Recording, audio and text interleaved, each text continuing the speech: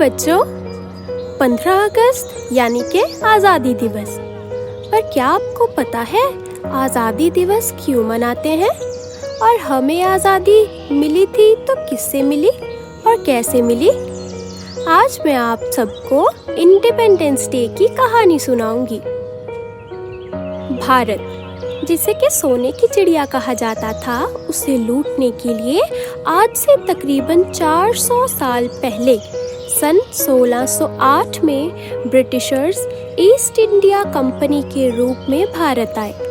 उन्होंने भारतवासियों को उस समय ये कहा कि वो यहाँ महज बिजनेस यानी कि कारोबार करने के लिए आए हैं, पर धीरे धीरे उन्होंने पूरे भारत पर ही अपना कब्जा कर लिया।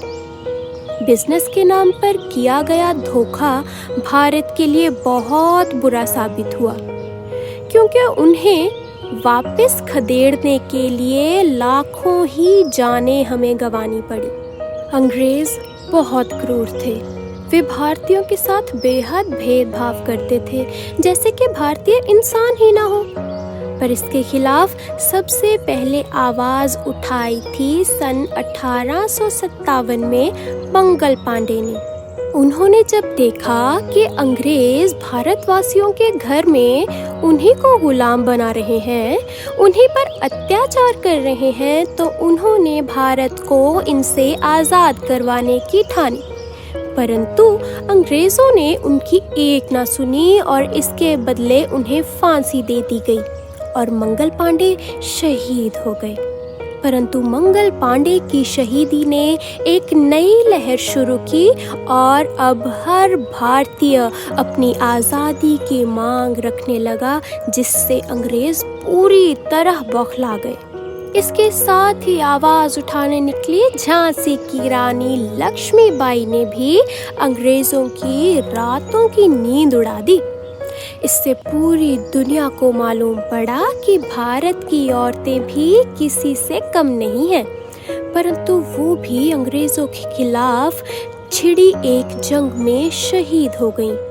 इनके बाद आई गदर पार्टी ने भी अंग्रेजों की नाक में दम करके रखा, पर वो भी एक एक करके सब शहीद होते गए और उनमें से सबसे छोटी उम्र के शहीद करतार सिंह सराभा थे, जो महज 19 साल की उम्र में शहीद हो गए। करतार सिंह सराभा के बलिदान से प्रभावित हुए भगत सिंह, जिनका बचपन से बस एक ही सपना रहा, भारत को अंग्रेजों से आज़ाद करवाना।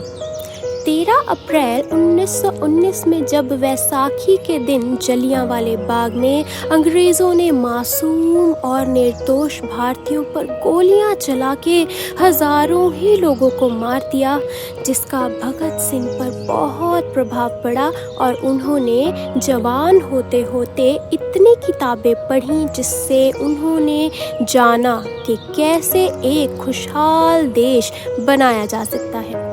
उन्होंने लोगों को धर्म और जाति भेदभाव से दूर किया, परंतु उस समय अंग्रेज फिर से डर गए और उन्हें लगने लगा कि अब भारत छोड़ना पड़ेगा। इस वजह से उन्होंने भगत सिंह को भी उनके 2 साथियों राजगुरु और सुखदेव के साथ फांसी दे दी।